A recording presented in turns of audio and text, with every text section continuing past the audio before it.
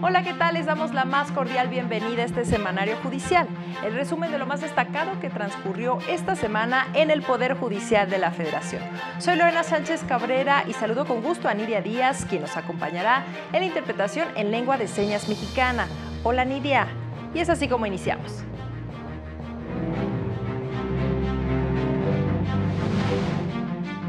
Por falta de consulta previa a pueblos y comunidades indígenas y afromexicanas, la Corte invalidó ley en la materia de Quintana Roo. Es improcedente la Declaratoria General de Inconstitucionalidad contra omisiones legislativas. Ante un deceso, el plazo para que prescriba la cobertura de daños a terceros es de 5 años, determinó la primera sala. Juzgado de Distrito protege derecho al agua de habitantes de 150 colonias del Ayuntamiento de Ecatepec.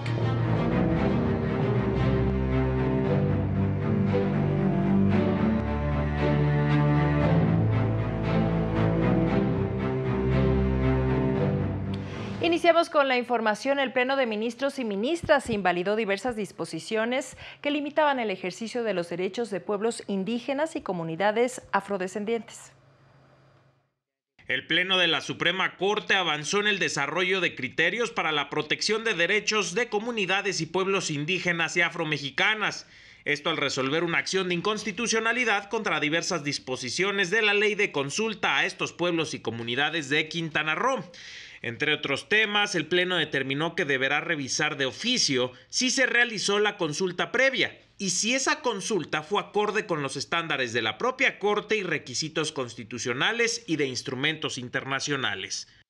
En todos los casos, la Suprema Corte de Justicia de la Nación deberá suplir la deficiencia de la demanda, contestación, alegatos o agravios. Y precisamente el analizar en suplencia de la queja, que es de manera absoluta, salvo la materia electoral, implica, a mi juicio, analizar de oficio esta obligación del Estado mexicano. ¿Quiénes van a hacer valer los vicios de falta de consulta si no están legitimadas las comunidades indígenas? Los partidos políticos lo van a hacer, pero lo van a hacer a conveniencia. No podría decir que hubo consulta si no analizó los elementos de la consulta.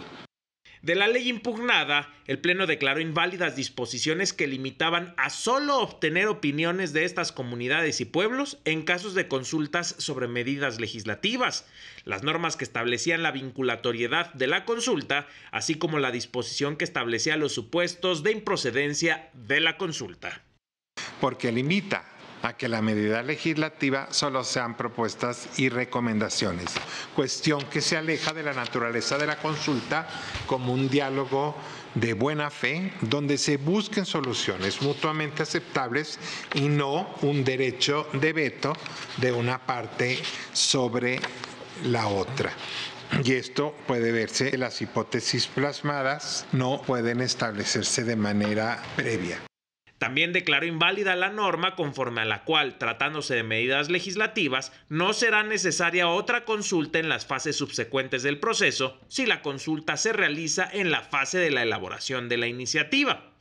Esta fue la primera vez que el Pleno de la Corte se pronunció sobre una ley relativa a la regulación de cómo debe realizarse una consulta.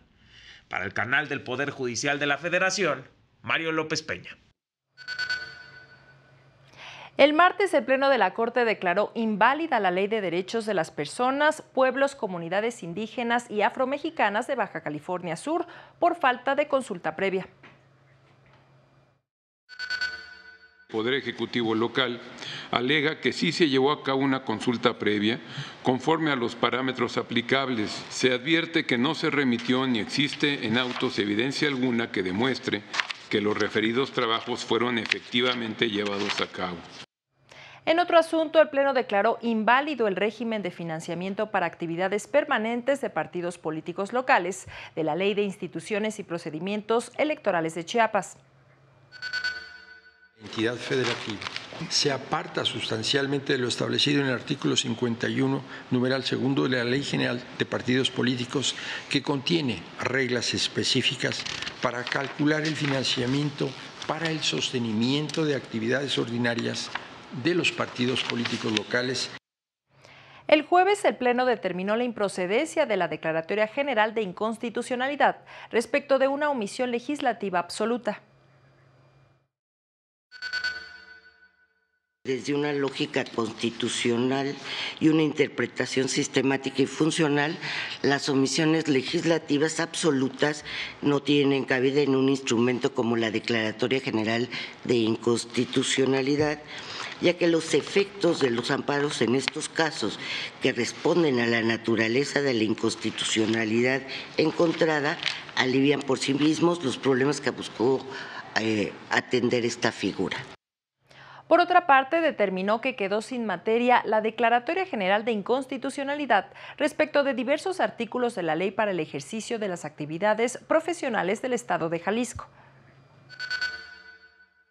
Del contenido del decreto de reforma se desprende que el Congreso local reformó las disposiciones declaradas inválidas a fin de eliminar la figura de la cédula temporal y se establece que el Gobierno del Estado expedirá cédulas profesionales definitivas en sustitución de aquellas de naturaleza temporal. En tanto, la primera sala determinó que en el caso de los seguros de responsabilidad por daños a terceros, el plazo para su reclamación prescribe a los 5 años y no a los 2, como lo establece la Ley sobre Contrato de Seguros, pues en este caso no se respeta el derecho de acceso a la justicia de la persona beneficiada, máxime si en el caso está involucrada una persona que falleció. La sala explicó que es irracional y desproporcionado no considerar cómo ocurre el seguro de vida en el plazo de 5 años en el seguro contra daños a terceros cuando ese tercero fallece, pues en estos casos se afecta un derecho fundamental como es la vida y busca evitar el desamparo de los dependientes económicos. En otra información, el catedrático español Jordi Nieva Fenol habló sobre la importancia de abordar el derecho como una ciencia y relacionarla con distintas ramas del conocimiento para encontrar nuevas perspectivas. Los juristas deben considerar la reflexión y el estudio de otras materias, ya que ampliar las fronteras del conocimiento puede ser útil al derecho procesal en materia probatoria, aseguró Jordi Nieva Fenol, catedrático en la Universidad de Barcelona. Lo anterior al impartir una conferencia en el edificio alterno de la Suprema Corte de Justicia de la Nación. Y convertir a la ciencia jurídica en una auténtica ciencia, tenemos que ver cómo trabajan otras materias y qué nos aportan. Y ese estudio, les puedo asegurar que al menos para el derecho procesal es extraordinariamente fructífero. Te cambia completamente la perspectiva. A través de ejemplos detalló cómo la epistemología, la historia, la psicología, la neurociencia, la antropología aportan conocimiento que se complementa con el estudio del derecho. Mencionó que la biología, desde el enfoque de la primatología, permite realizar una analogía de primates con seres humanos y explicar el posible origen del sentido de justicia. En esas reglas mínimas de convivencia que tienen entre ellos está la base biológica de lo que luego el ser humano, dotado de memoria a largo plazo y lenguaje, un lenguaje complejo además, convierte en la justicia. Y eso, pues claro, lo descubro estudiando biología. Y de repente me doy cuenta que Darwin, al menos en eso, lleva razón. Que al final casi todo lo que hacemos tiene una explicación biológica. En el caso del uso de la inteligencia artificial en el derecho, indicó que el estudio de esta tecnología permite vislumbrar su uso en la sistematización de procedimientos y la sustitución a futuro de tareas desempeñadas por los hombres. Para el canal del Poder Judicial de la Federación, Laura Murillo. La segunda sala de la Corte estableció que a partir del 15 de octubre de 2020, los procedimientos que inicia en materia de protección de derechos, investigación, verificación e imposición de sanciones deberán regirse por la Ley Federal de Protección de Datos Personales en posesión de particulares, su reglamento y la Ley Federal de Procedimiento Administrativo. Precisó que la activación de sus facultades de verificación de cumplimiento de la ley en la materia se da a través de una denuncia o de oficio. Dichas disposiciones precisan sus atribuciones para proteger los datos personales, además de los plazos y términos para sustanciar el procedimiento administrativo.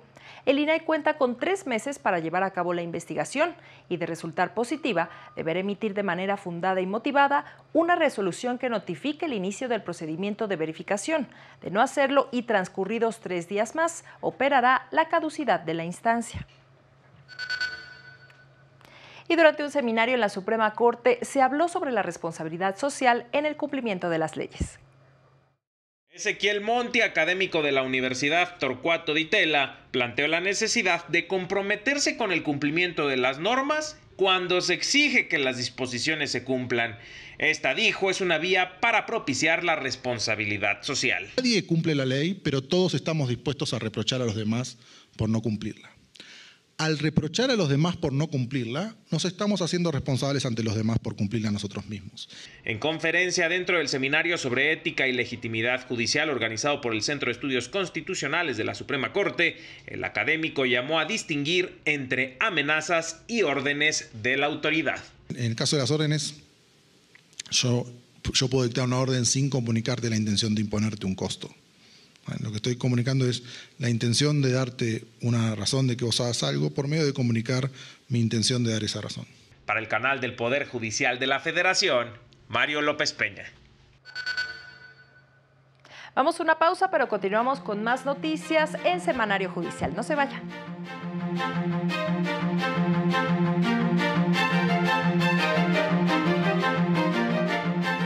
Al regresar, presentan libros sobre la Suprema Corte en la Revolución.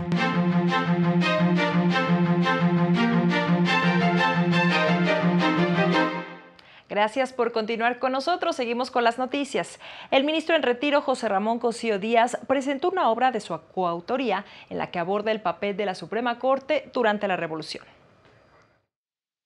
La independencia de los ministros de la Suprema Corte respecto a otros poderes ha sido un tema de debate desde hace más de 100 años, y justamente el papel que tuvo el máximo tribunal del país durante la Revolución Mexicana fue analizado por el ministro en retiro José Ramón Cosío Díaz y José Omar Hernández, director general de la Coordinación de Compilación y Sistematización de Tesis de la Suprema Corte, en un libro presentado en el Colegio Nacional.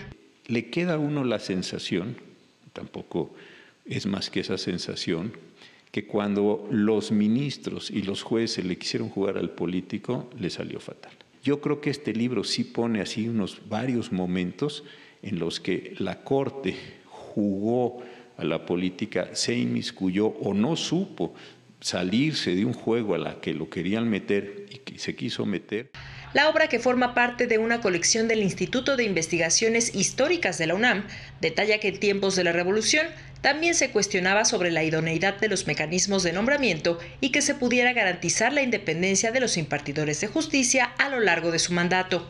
Lo que les preocupaba a los constituyentes, como lo que nos preocupa hoy en día, es eso cómo abona su independencia, eso cómo abona garantizar un perfil neutral, en palabras del constituyente, o alejado del presidente. Los ministros eran igualmente cercanos al Ejecutivo en el porfiriato que en la posrevolución. A pesar de que los hechos relatados sucedieron hace más de un siglo, sostuvieron, nos siguen revelando muchos de los problemas, las tensiones y las tentaciones a las que se puede enfrentar la justicia constitucional, incluso hoy en día. Esta semana el Consejo de la Judicatura Federal realizó algunas precisiones en torno a los militares sujetos a proceso por su presunta relación con el caso Ayotzinapa. En torno al caso Ayotzinapa, el Consejo de la Judicatura Federal explicó que los 8 militares vinculados a proceso por el delito de desaparición forzada, por hechos relacionados con la desaparición de los estudiantes de la Normal de Ayotzinapa, impugnaron la medida cautelar de prisión preventiva oficiosa que les fue impuesta. El juzgado de amparo ordenó al juzgado de procesos penales, que conoció el asunto, justificar dicha medida cautelar o imponer otra, pues recordó que la Corte Interamericana determinó que la prisión preventiva oficiosa prevista en el artículo 19 constitucional es inconvencional. Ante ello, los 8 militares procesados interpusieron recurso de revisión, pero la Fiscalía General de la República no presentó recurso alguno.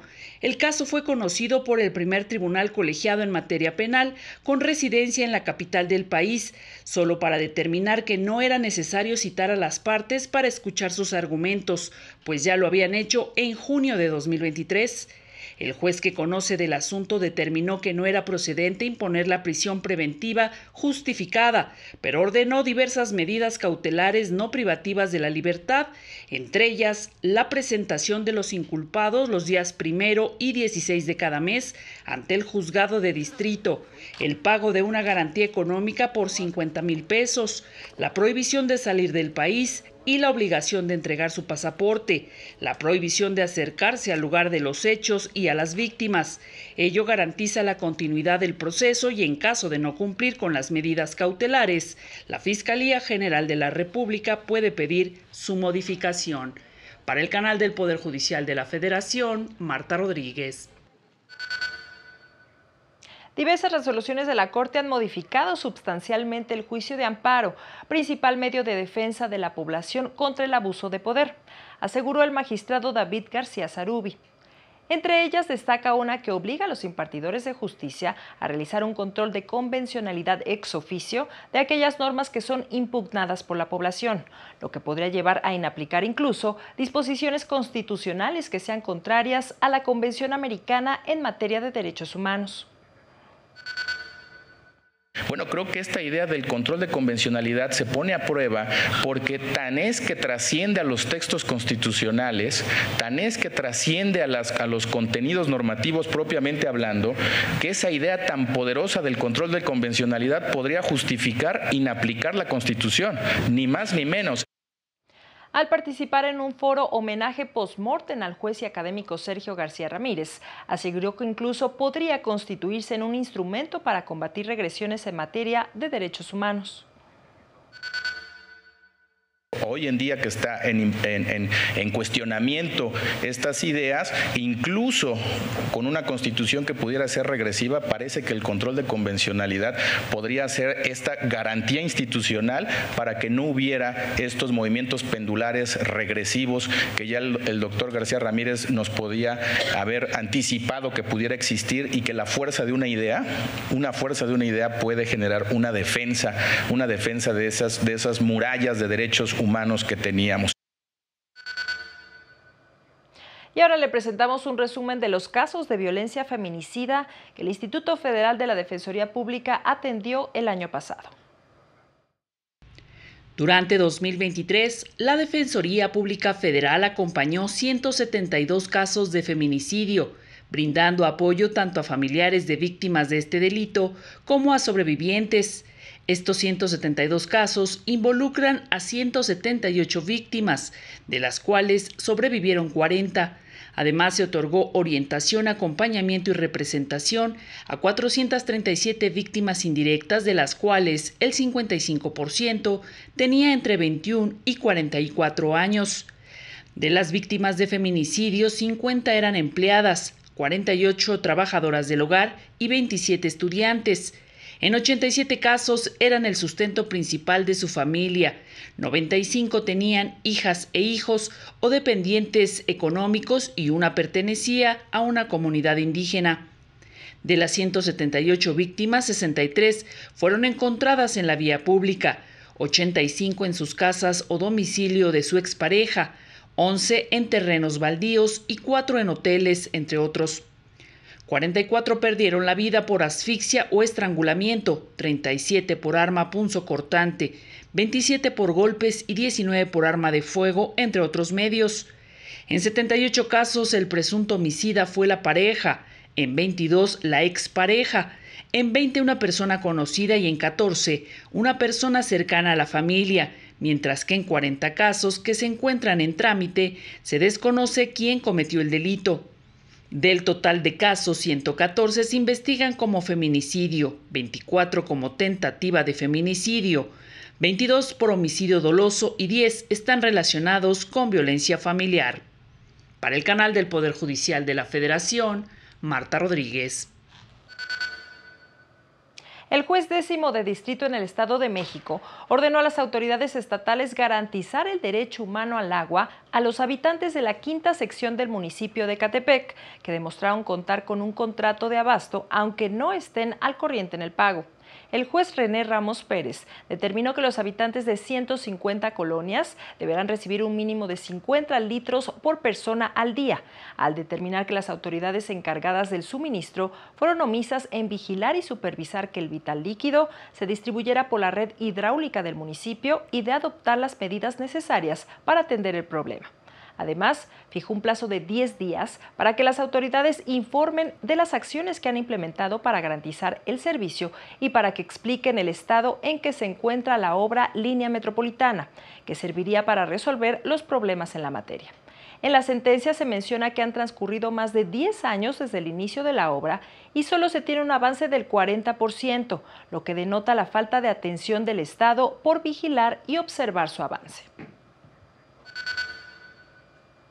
El Consejo de la Judicatura Federal dio a conocer las listas de las y los aspirantes que pasaron a la segunda etapa de 2 concursos para designar a juezas y jueces especializados en el sistema penal acusatorio.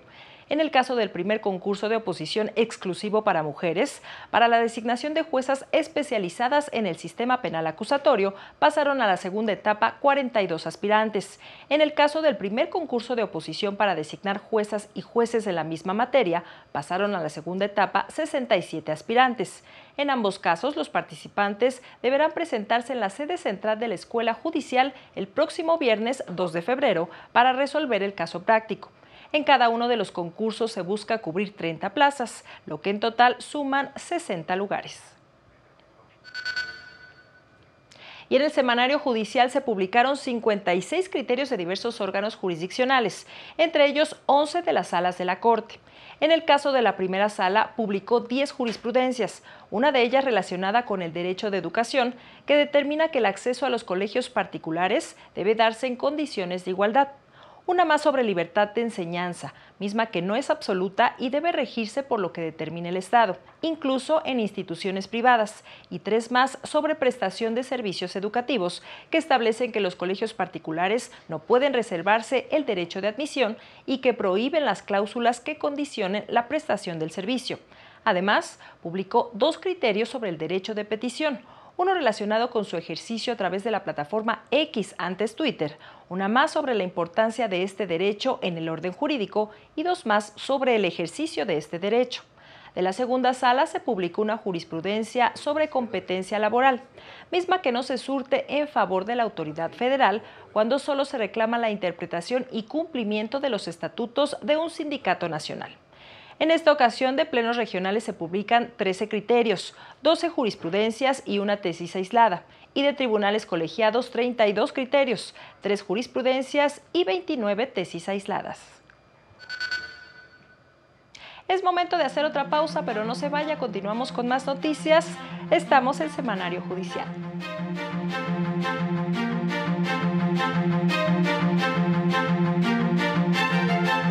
Más adelante. Determinan que el Congreso de la Unión y el INE han sido omisos en regular la paridad en la elección presidencial.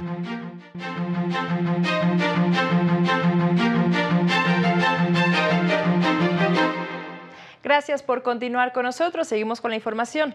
El Tribunal Electoral ordenó al Congreso regular la paridad de género para la elección presidencial. El Tribunal Electoral del Poder Judicial de la Federación determinó que hay omisiones tanto del Congreso de la Unión como del INE para garantizar la paridad de género en la elección presidencial. 4 de los integrantes de la Sala Superior votaron en contra del proyecto del magistrado Felipe Alfredo Fuentes Barrera, quien proponía declarar la inexistencia de las omisiones denunciadas. Lo que a mí me lleva a concluir en principio que no existe un mandamiento constitucional expreso que ordene la forma en que deberá cumplirse con este principio de paridad en este cargo unipersonal. Desde mi perspectiva, el Congreso de la Unión sí ha incurrido en la omisión denunciada. En segundo lugar, a mi juicio, el Consejo General del INE sí tiene facultades reglamentarias, es decir, tiene atribuciones para implementar medidas que garanticen el principio de paridad total, en todos los cargos públicos, incluyendo el de la presidencia. Soy del criterio que lo que tiene que hacerse es ordenarse al Congreso a que subsane esta omisión para que las reglas que determine sean observadas en el próximo proceso electoral federal en el que se renueve la titularidad del Poder Ejecutivo Federal. La magistrada presidenta Mónica Aralí Soto Fregoso propuso que con el fin de maximizar el ejercicio de los derechos político-electorales de las mujeres y no caer en retrasos injustificados, los lineamientos para garantizar la paridad en la elección presidencial deben llevarse a cabo de manera inmediata y aplicarse en el actual proceso electoral federal. Si se tiene en cuenta de que el registro de candidaturas a la presidencia de la República tendrá verificativo en la tercera semana de febrero, por lo que existe el tiempo suficiente para su implementación. Los efectos de la sentencia quedaron pendientes y se incluirán en el engrose de la sentencia que fue asignada a la magistrada Janine Otálora Malasís. Para el canal del Poder Judicial de la Federación, Juan Carlos González. Ahora conozca algunos asuntos relevantes que ha resuelto la Defensoría Pública Electoral para garantizar los derechos político-electorales de pueblos y comunidades indígenas. La Defensoría Pública Electoral para Pueblos y Comunidades Indígenas del Tribunal Electoral del Poder Judicial de la Federación dio a conocer que ha atendido más de 480 servicios de defensa y asesoría legal a favor de dichos grupos poblacionales, así como ofrecido numerosas actividades de capacitación y difusión. Informó que destacan casos relevantes como el de la comunidad indígena de Santiago Comaltepec, Oaxaca, que permite apreciar cómo las instancias de justicia deben juzgar con perspectiva intercultural.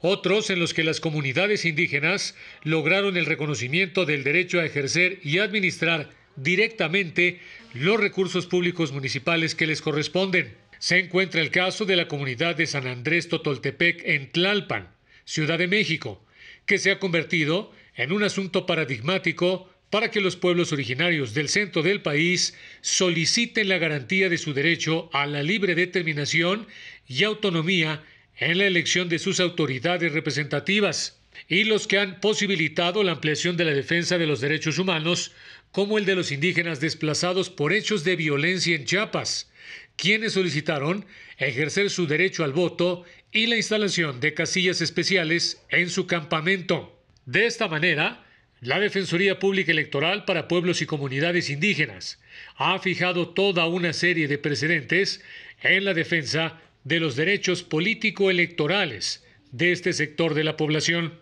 Para el canal del Poder Judicial de la Federación, Óscar González. Y antes de irnos, le presentamos los estrenos de la semana. Le invitamos a seguir el próximo miércoles diálogos sobre justicia y seguridad. En esta ocasión, Sergio Aguayo y Leonardo Curcio abordarán el tema de las comisiones del Congreso y la seguridad. Y el jueves, en el horario estelar de las 9 de la noche, en Ya lo dijo la Corte, se analizarán resoluciones del Tribunal Constitucional sobre responsabilidad de empresas aseguradoras y daño moral.